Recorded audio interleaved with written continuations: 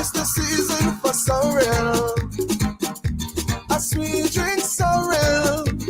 Your favorite flavored soft drink now comes in a limited edition sorrel flavor. Enjoy a cool sorrel sweet drink this Christmas. Available in 591 ml packet sizes. Sweet drink, we drink. It's the season for sorrel. A sweet drink sorrel.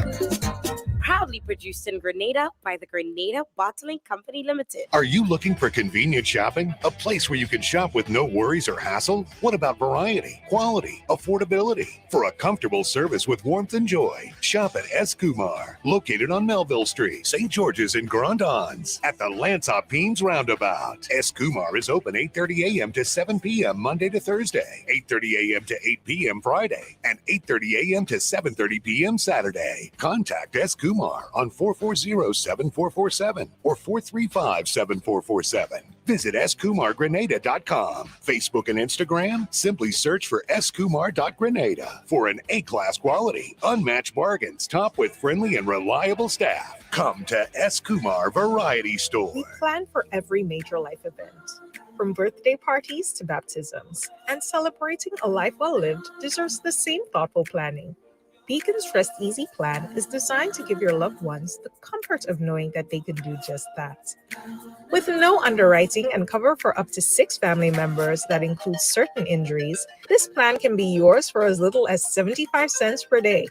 Call us at Beacon or log on to beacon.co.tt for more info today. 2 times 2 is 4. 2 times 3 is 6.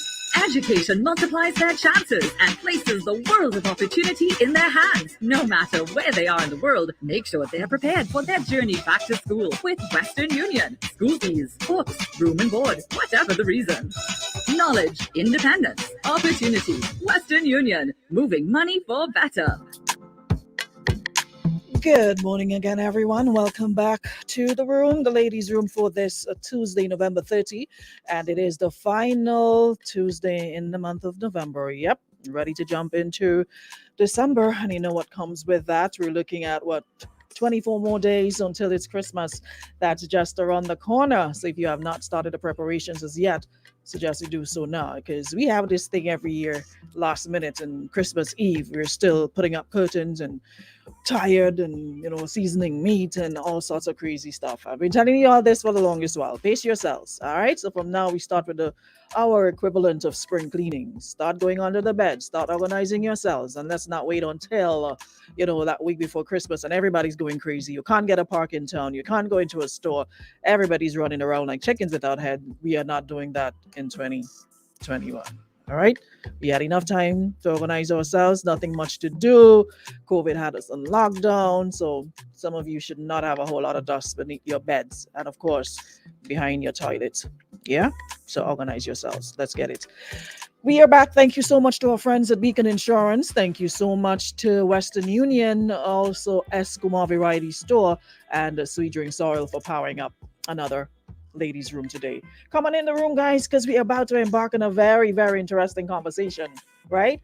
It's going to be very, conversation is going to be very heated, and I hope you will be here for the duration of it. Ian is here. Good morning, Andrea. Good morning, Christelle, Brian. I'm seeing the men, and I love when the men come in the room. Yeah, you really do some, you really put some good energy into the room. So when the men come in, make sure we greet them. All right, Kings, good morning. Good morning, Rita. Good morning, BB. And no, I don't want anything. Y'all always start every time I'm being nice to men that I want something. No, I don't want anything today. I'm just recognizing you guys in the room today. All righty? Good. Okay, so like I've been telling you this morning and yesterday, I have a very, very, well, not one, but 2 very special guests. This morning, we know him as Jaiga in the music and radio world. We're gonna find out some more about his business. How did he get from radio artist and now author? We're gonna, of course, speak to his co-author of the book Everyday Lessons in Emotional Intelligence: A Caribbean Perspective. And I've been folding up his page and some of the things written, and I'm eager to get my hand on a copy of the book. I don't know why I don't have one yet, but we're gonna find out at some point why, right?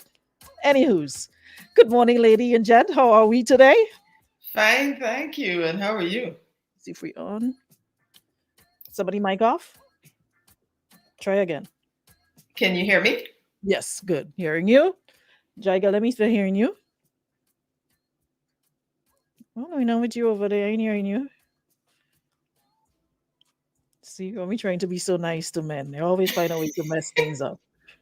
No. I'm not hearing you. We're not hearing him. We're not hearing you. And Are you hearing us? I'm hearing you. He's probably hearing us, yeah, but no. But we're not hearing you. Oh, No. I don't know. say something now. Take off your headphone. I'm seeing your mouth moving. Unplug it. She's saying unplug your headphone. Nothing? No. Nope. I'm hearing Dr. Amala just fine. Not hearing you. I know what's happening on your setup over there, but something is not connecting. Okay. Maybe you can go out and come back in. So go out of the room and come back in. Let's see if that'll work. You might just have to unplug something and you replug it. It's fancy setup over there. I'm not sure what device he's using. No, we're not hearing you. We're not hearing you. I wonder what is he using? Dr. Amala, what are you using? I'm using my computer. He's using his computer as well. Well, perhaps you want to try your phone, Jaiga? Perhaps just join it from your phone. Try your phone and see, Jaiga. Yeah, just jump out and come right back in. All right. Yeah. In the meantime, technology. Yeah, you understand? And look well comfortable in his little setup over there, and not hearing him now. But regardless, good morning to everyone. Good morning, Aruna. How are you? Good morning to you. How are you, though? I am fine. A little chilly, but fine, And I say a little chilly. It's like 37 degrees outside. Where are you, though? Where exactly are you? New Jersey. Jersey. Okay. Yeah. Well, we don't have that problem over here. I know. Flip-flops this morning. Do not make me jealous. Do not. But the thing is, I always say to my friends and family, every year they come in, I'm like, y'all been here like since King Hatchet was a hammer, and every year you complain, and it's like, you never get used to this. No, you don't. You don't. It's like every time it hits you differently. Yes, absolutely. You have to learn to relate to it, and then, see what happens after that. But yeah. Check. Let me see if we're hearing you now. Can you all hear me now? Perfect. Yes, we can. You did, but don't touch anything. Okay. I didn't do anything different though, but we here. I want to sit up in the morning once again, guys. Apologies for the hickey start, but we here. All right, fantastic. Yes, all the time. Alrighty, I was just asking Amala about her whereabouts and her she's saying it's cold. I'm seeing you with a beanie on your head. Are you somewhere cold as well? Yeah. I'm not in Trinidad. After battling cool for a couple more days again, for a week and something, but we here. And I'm battling too cold. The place is cold, and I want to get it cool as well. So the sniffles. These days you can't even afford to sneeze or cough. So you can't. You're going on here. You're not allowed to sneeze and cough anymore. But great. Patricia, I'm so happy to have everyone here. So everybody seems to hear you guys loud and clear. Perfect. Alrighty. So like I was saying before, we know you as a radio personality, we know you as an artist, and now we're adding author to your titles. Yes. How did that come about? And then of course, Amala will speak to you on how your involvement and what you do, etc. Let me try and give you it as quick as possible. It happened by chance. Dr. Amala listened to my radio show, and for those who are not familiar, I have a crazy radio show as well, a morning show. I do concert series and different things, but there's one show in particular that I do called Mars versus Venus. And we deal with a lot of topics there. Some that hit home, some that are very taboo for West Indian people. And I kind of deal with it from a really raw and truth and real perspective. And she saw that and approached me and said, listen, she's doing a dissertation and she wants to turn it into a book, and I'll be a great co-author. And in that moment, I wanted to hang up and say, you're crazy.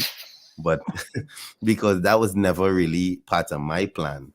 But fast forward to now, we did collaborate, and we met earlier on this year and kind of trash out what was needed to finish up the book. the process took wasn't as long as I thought it would have been.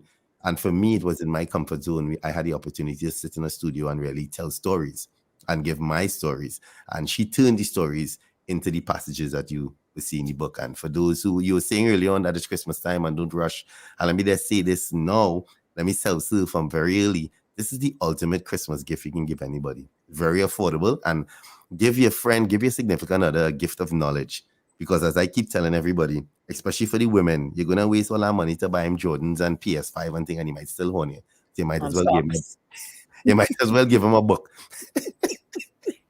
Listen, that's all the things you say that sometimes when I listen to your show, and I'm not gonna admit I do listen to the Mars vs. Venus, and I want to literally go through the phone, the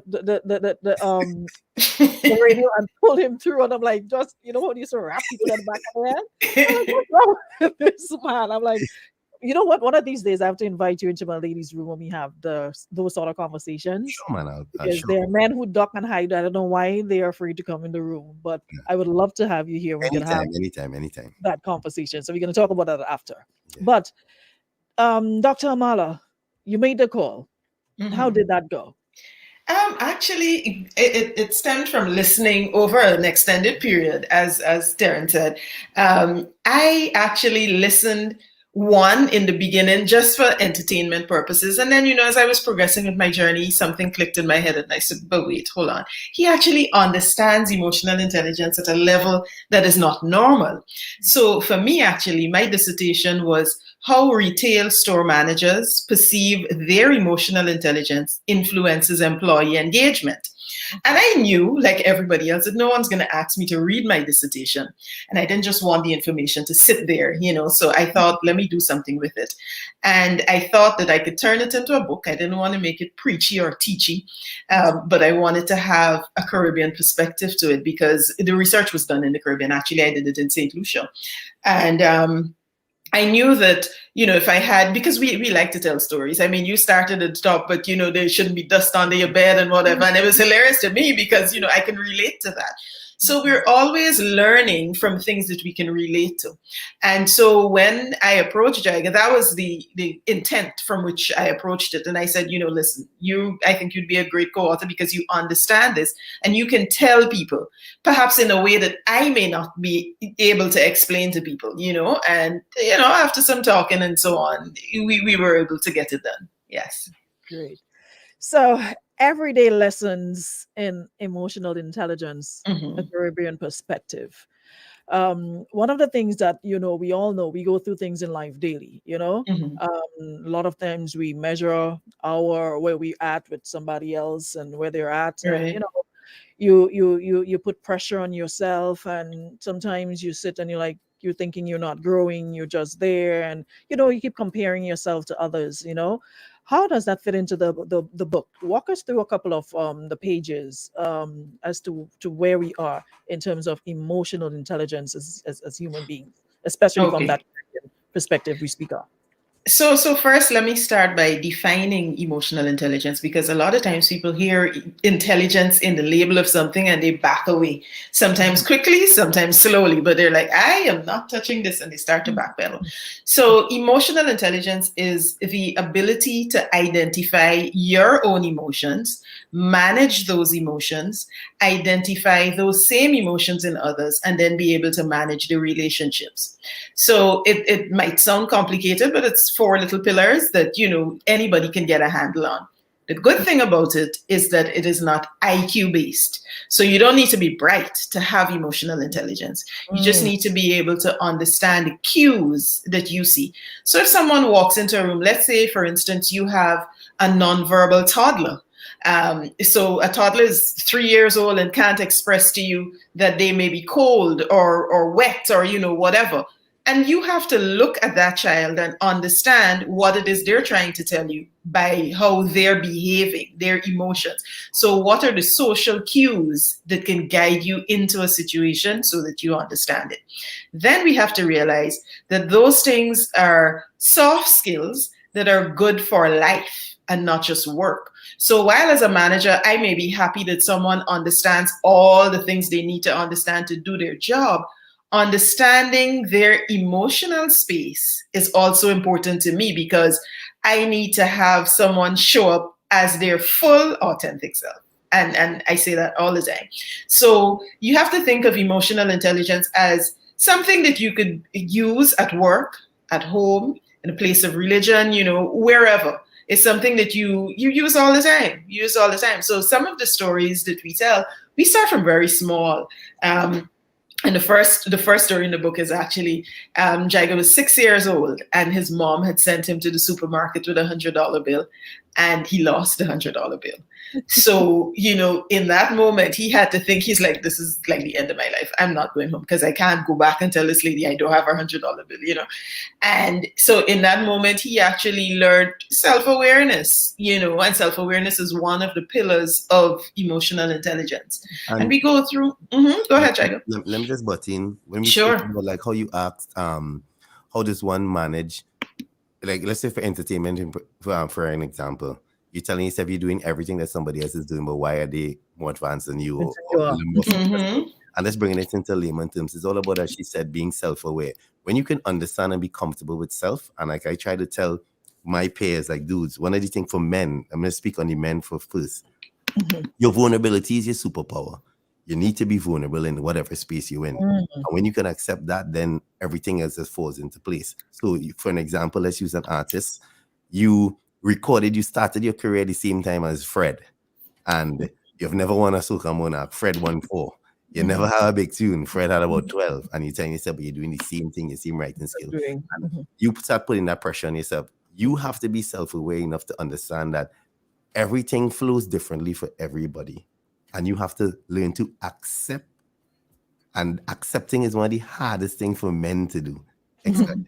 But you have to learn to accept your position and time and space. And it's okay not to be there just yet.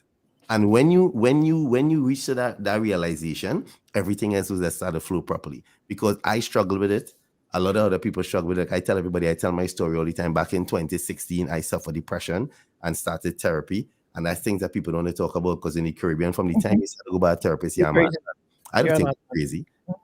You want to come to the phone, you say, and pull me by the back of my head at the end of the day, because some of the things, but I have gotten comfortable in having uncomfortable conversations, which is what we preach every time we on a platform, myself and Dr. Amala.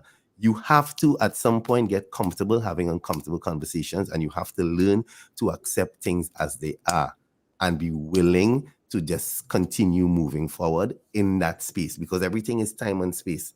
What is for you you hear your grandparents and people say it all the time, but it's factual. What is for you is for you. And that time will come, and your time will come. But until that time comes, you can't follow up the journey. You ain't gonna stop. Because when you're going to work, you had to go, whether you want to get up or not, you had to go. But we know that it's, as Dr. Mala said, certain things in life, you have to do. We as Black people, as human beings, we get up, we have to work, you want to get paid. Regardless, you might have a sick day or whatever, but you get up and you do it. It's the same thing when you break it down to whatever aspect of your life. You're doing what you're doing, you have to continue doing it until your time reach. And it will come. I love that. Someone in the audience is saying, love this, a much needed conversation, and timely as well, because we were talking about, not so long ago, we were observing International Men's Day, and we were speaking about mental health and men being vulnerable. And people are not one that they don't want to be, but sometimes the reaction they get for their vulnerabilities, as someone, a man said last week or the week before, he wants to have a down day, he wants to break down, he wants to cry, but and he wants to be able to do that with his partner, but not when after a couple of days and they get into a fight, being called by his partner, those sort of derogatory terms, and this, that, and you're a wimp, and right. So you have to, society has taught us men, you need to toughen up to be a man. You have to show no emotions whatsoever. And I love the fact that Jaiga spoke on, and of course wrote on his battle with depression. I did a piece on it some time ago, because some speak on it, some don't, but we all are fighting battles in our own way. And I remember when I wrote a piece saying that I had about with depression, people were asking, what do you have to be depressed about? You go on radio, you're happy, you listen to you dress up, you're there, here and everywhere. But I'm like, but that's not everything. That's outwardly. That's what you see, but you don't Yeah. know what's happening behind closed doors, what I'm feeling, what emotions I'm trying to process.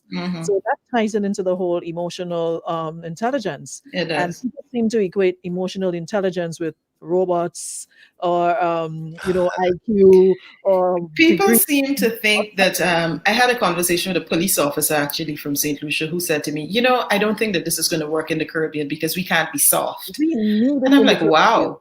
Yes, because it's not making people soft. And I want to just go back to something that you said where a man wants to be vulnerable. Ladies have to understand that a man needs a soft place to fall because he is out in the world just getting beat up on and just expected to, as you say, man up. What exactly is manning up? What is that? And so you have to be able to find an outlet, and having that soft place to fall, having that person that you come home and okay, it's safe for me to be vulnerable here, without being judged. And vulnerability is being able to speak your truth without judgment. That's what you need. And as a human being, everybody needs it. However, we expect women to cry. We expect them to, have a breakdown and it's okay and somebody will coddle them. The same is not done for men. And we ought to, look at that. We ought to unlearn a few of the things that we have learned and relearn some new things. And we speak But the about that a thing lot. is, it's from Yeah, childhood because growing precisely. up as a child, if a boy is beaten and a girl is beaten, they cuddle the girl, oh stop, little Right. boy, you're beautiful. Yes. And the little boys over there crying, why you don't hush your mouth and you're big and you're stupid and Exactly. you Yes. what you crying for? But the Right. little girl is cuddled. So this Yes. is something that we, like you said, there are a lot of learned behaviors that we have to unlearn. A lot of things that we think were Yeah. okay and is normal. Now it's time to apply that emotional intelligence that we're speaking Mm-hmm. about and make the Mm-hmm. necessary changes. Now, in terms of the book, Jaiga, what are some of the other things that, without giving everything away because you want people to purchase it, can look for in the book coming from your perspective? From my perspective, there's a lot of teaching exercises in there. It's light reading. It's not going to be hard at all in terms of, and it's relatable. As I tell everybody who read the book, you're going to think that my mom and your mom is friends or cousins, or because Caribbean stories are all mirrored. And at the end, Dr. Amala, please, some nice little tips as some guidelines to ask yourself, for you to do. And we have some nice gems in there. Like one of the things I try to speak on all the time, I know we press for time, is, and I say to my men, when you're struggling with communication, journal. It might sound dumb. People are not going to take a book and a pen, but I'm telling you, take my stupid advice. You have smartphones now. Go on that notepad in your smartphone and write down the things you will want to say to your partner. And try your best to make it non-confrontational, because it's all about managing relationships with emotional intelligence. And that is a big struggle that men are facing. We don't know how to articulate ourselves when we're feeling a particular way. And we choose to act out. And it mightn't be physically, it might be in a dumb way where you close yourself off of the relationship, where you stop saying anything, so you just start doing your own thing, and that festers into a cancer in the relationship and causes problems. So what you need to do is write these things down, and at some point, share the things you've written down with your partner. Because we're talking relationships now. Why I'm calling it? Because the pandemic has opened up some bad wounds. It There's showed some that we people don't who like each other as much as we thought we did. have to work at home and have to be in a space with their partner that they've been living with for 10 years, and they felt everything was fine until now you have to spend all this All amount of day. hours with this person. Listen, And you realize that I've heard Ah. men say to me, you know what? I just realized I really don't like this woman. 10, 15 years. Right. And it took a year, lockdown, for me to realize I really don't like she. because what we've been doing is putting bandages on things for a long time, and men are not comfortable in speaking up and saying things that they don't like. And women plant seeds, and not on purpose. It's because what society and what the ancestors taught women to do. Like, a woman's supposed to be a particular. So they plant seeds in men's head, and give this false impression of the things that they want. And men feel as though, okay, all she want me to do is this. And once she ain't talking, I good. Once she ain't curling, I cool. But you're not addressing the issue. And then it festers, and she blow up on your day and start to cuss and carry on. And you're like, where did this come from? But look, I pour the garbage. I pour the garbage whole week again. I have absolutely nothing to do with the garbage. It's just you are not self-aware enough to understand that your partner is going through something. So you're not asking the right questions. You're not soft enough, and you're not giving her the attention, because that's just a human thing. So my advice, every time I get the opportunity, I tell men, write stuff down, journal it. Do not be afraid to have difficult conversations. Get comfortable asking the things that you think will cause conflict. And you might be surprised on the next end. If you sit your partner down and have one of those conversations, in that moment, both of them might cry, because it's such a relief that you're at this point. I'm happy you said that. I'm really happy you raised that point, because as much as I always say to people who are in the business of communication, we are the worst at communicating. We suck at communicating. Like, we do it effectively on air. We open the mic and we're able to, and people get what we're saying. But when it comes to personal lives, communicating seems to be a bit, and I realized that for myself. And when you raise the point of writing, listen, my phone is like, I'm like, I pray to God, thank God an iPhone has some good security, that I never lose my phone, because my notes, sometimes something may not even happen yet, but already written on it. So when something happens, I can pull for it and copy and paste it into a conversation. Right. Like things that I may not, be able to speak on, I write it. And before I send it, I reread again, and I go through it again, make sure that, it's not coming from a place that's judgmental, or, and that's important. That's a good part of self-awareness. That is a major part of it. And then you send it. So for people who are not comfortable with, having the verbal conversation, that is a very good way to start. Absolutely. Write in the notes, and then you're able to go through it and see if, okay, is there any way I'm sounding offensive here? Let me edit. If I'm coming down too hard, or I'm overly critical, let me take that out. You're able to edit certain things. Yeah. And then after you send it off, then you can say, okay, now can we speak on what I just sent? Yes. But you have to have some verbal conversation. You can't just text. Right, exactly. Because I like to say the text has no tone. So, you could read into something with your own preconceived notion of what this person wanted to say, and it wasn't that at all. But I just want to read a little piece here from the book, just to give you, an idea as to what we're talking about. It says here, I love living in the Caribbean because our culture precedes us and defines who we are. It unites us against the world, but we're keen to define our idiosyncrasies when necessary. If you're on Caribbean Twitter, you're well aware of how we fight each other in defense of our own little turf. But when an outsider gets on one of us, they feel the wrath of all of us, like any good family. Remember when hashtag Rihanna's Jamaican was trending on Twitter? Search for it now. I promise you will not regret it. Those tweets are examples of self-awareness and relationship management. Much of our culture is passed on by teaching subsequent generations what we learn. Our call and response type of music that came out of slavery remains one of the ways we pass on what we know. If you know anything about Grenada and their mass, they're fervent about jab jab. This form of masquerade is done in protest, as opposed to the celebratory crop over in Barbados or matrimony in Guyana. In Grenada, where their branding a few years ago described them as land of 100,000 jab jabs, that, to me, meant everyone was involved. If you have not witnessed the spectacle of a Juve morning in Grenada, put it on your bucket list. Grenadian jab jab music is distinct with the conch shell. The drums and the lyrics often tell a story that perpetuates the culture. Years ago, Sinner sang that the reason jab jab would never die is because every 9 months they multiply. What is the jab jab uniform? You missed one thing. You missed Oil Dome. I mean, that's like 2 chapters. That's like 2 paragraphs. So listen, we will fight and cuss over a pot of oil down if you didn't make it. To be made. Right. But I love that part about the jab. It really defines. It says yes. who we are, and the same you'll say, like, it's to people. Stay away from roti and stay away from pilau. Pilau. You gotta look. All right. Yeah. Go to Trinidad, you enjoy it, but don't come here and tell me if you get one here. Okay, I'll enjoy, but there's no comparison. None.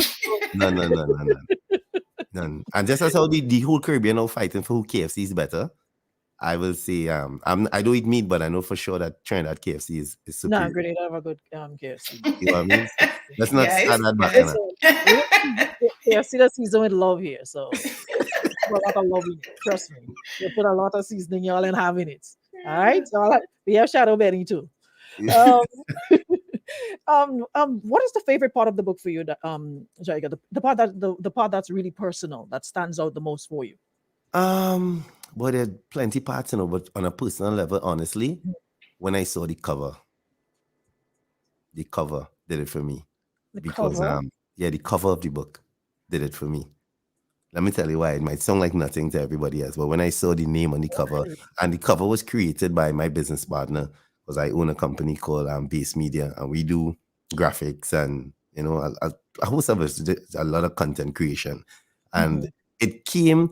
Yes, I was doing this stuff with Dr. Amala because Dr. Amala is like the mothership, the catalyst of this whole program, and her writing was beautiful. When I got the pages earlier, when she sent the soft copy for me in the earlies, and I was reading the full, I was like, wow, this is amazing, because I was reading stuff that I told her.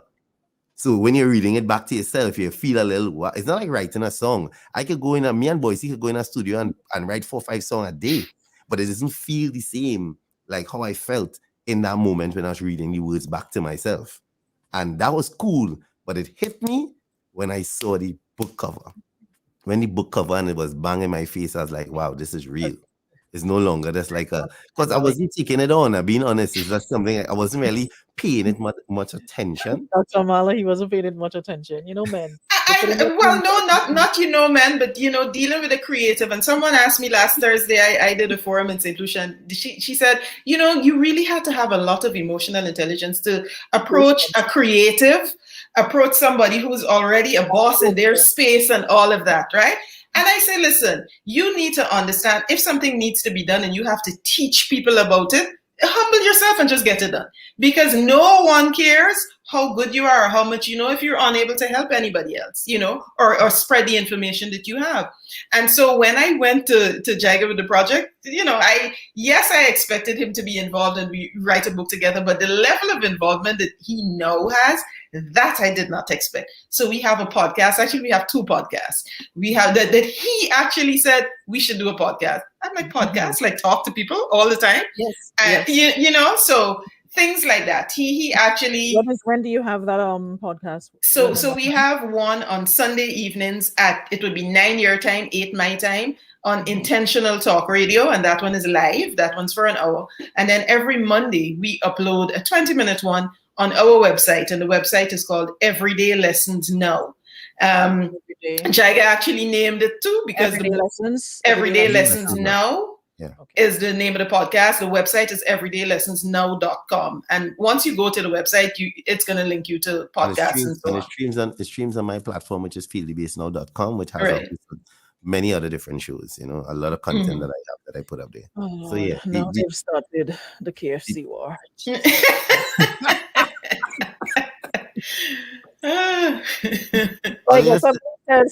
Somebody said you lie. If they get a PS5, they will not on. Wow. I just trying to get my home girls, my West Indian women on real game. Do not waste your time, because these fellas are not worth it. So give them a book this Christmas. And slow down the process. Give them something to do to read. You give a man a PS5, he's going to be good with you Christmas evening, Boxing Day, all New Year's night. You better next year. No, don't do it. Don't do it. And then the PS5 gets all the attention. Exactly. Don't do it. We can discuss certain aspects of the book together. If I'm not interested in your PS5, he's be over there with his boys playing their football and basketball and whatever goes on over there. And I'll be over here looking at you bad eye, and why did I buy you this PS5? And thinking of ways to I know fellas on this life want to kill me, but we need to be truthful. This is one of those conversations we need to be truthful. Somebody said if Twitter was a person. Jaiga has for all of this year, Jaiga has been saying his thing is to speak truth to life. So that's all he's been doing. He just been preaching truth. That's it. That's true. WhatsApp said if Twitter was a person, you want farm. Jaiga, wow. We love it. We love it. Speak your truth. People don't like truth speakers. You like people, monkey you around and make papi show out of you. But right. And that helps nobody. Jaiga Melvin Brown says, I know Jaiga likes a good lambi water. So that's my boy. That's my boy, Melville, boy. I ain't drink lambi in a minute, but I come in greens as soon as the year break, as soon as 2022 are touching down. That's my lambi supplier. He send lambi Trinidad by Cocker's bag for me. That's my boy. Wow. Yeah, And that's my this boy. is supposed to be my brother from another mother. And I've never received. Oh, All why? I'll Yeah, probably yeah, get. you lie. No, I'll get sis a cooking pass for some food. I'll get a little container and I'll move with that. But I've never ever got a call saying I have cockers bag of lamb for you. Oh, wow. Wow. Wow. Wow. Oops. Well, Today is luckily for me, I've really gotten a the day of call many times. revelations. Wow, what a day of revelations, Jaiga, you Mills. digging a deeper hole here. You can't say that. Grenada is my place. Everybody know Grenada is my second home, but I love it. But that's my place. That's my place. Wow, That's my Mel. place. Wow. They say you're further than others do you think, eh? I honestly believe that. With friends like Melvin. Mm-mm, mm-mm. So in terms of the book though, folks are asking where can they get their copies? How can they access it? It's available on Amazon and every other platform that books are sold. And there's a print copy. There's also digital. So you can get whatever format you want. Everyday And lessons in emotional intelligence. and hopefully before too long into the new year, we'll have the audiobook ready. I just have to mentally wrap my head around doing it because I have to do it. I want to do it myself with my voice. So yeah, I'll get around to doing it before the half of 2022. There's another part that I want to touch on before we go. That I came across on Jaiga's IG, and you were speaking on the book, and you said other people are sometimes ahead of you on the journey and can help guide you. They see your potential and see how good you are despite how you see yourself. I was on a journey after a few bad years. I thought it best to fix me. Everyone else may not be the problem. The insight that I have gained from therapy and the new perspective from which I view things now place me squarely in the path of another growth opportunity. I want you to expand on that a bit because that has a lot to do with emotional intelligence. Sometimes things happen and we always think it's that person's fault. If this person didn't do that, I would not have done that. Or it's always somebody else's fault. And we never take responsibility, you know? It's about taking responsibility, and that's and so speak to me on that. yeah, well, that's personal for me. That's exactly what happened. As I said, it was a course of different things. In 2016, back in 2014 when it started, I had my second baby. She was premature, and in the same month that she came early, my dad lost his legs. So I was forced into having to physically take care of him as a caretaker because he didn't want anybody giving the nurses problems. And I'm the only boy in my family. I have a family of 16 aunts and 3 sisters and I have no uncles, and it's just women. So that was a struggle in itself. And at the time, I had a premature baby, and my personal life, like where my marriage was in turmoil, so we was getting ready to separate and have a divorce, and it was like a host of different things, and it lasted for 2 years, and it came to a head stop in 2016, and I abandoned my entire family. I left to London without anybody knowing, and I was there for a minute, and the reality kicked in when I was gone, and people didn't realize I was gone. Nobody missed you? Nobody missed me. Imagine that big old Jaiga who feels he's the greatest thing since sliced bread was off air, I was off radio, I was off everything, and nobody really stopped to really notice other than one person. And that's my boy Bungie. And he came to London and we started talking, and that is how I started the transition and found a therapist. And I will always advise people, not the first therapist you go to is the one for you. Therapy is like buying a shoes. You have to try it on. You need to go to different people until you find one that suits you. And over the years, I found one, and it's been an amazing journey thus far.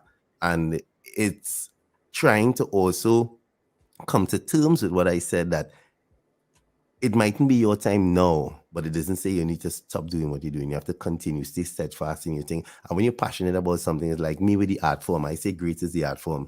That's my passion. That is what really drives me. I've never worked anywhere. Soca mind me from since I was like 17 years old, you know? So that's all I did. And that's all I continue to do. So you just have to find that space and keep working, keep your head up, and ask questions, ask for help. One of the biggest problems men have is asking for help. And now I'm so comfortable with myself where I can, if I'm in a problem, I know who to call. So I give thanks that I have people in my corner that I can call on. and talk to and have a nice open conversation with and say, well, listen, this is what I'm going through with, and they can give some advice. So, and Someone in the comments is saying this that must have been a very humbling moment for you, was it? of course it was very, very humbling, because I believe in my, like Dr. Amala said, in my world, in the Jaiga world, I honest to God believe I'm the greatest thing ever. There ain't nobody could do it like me.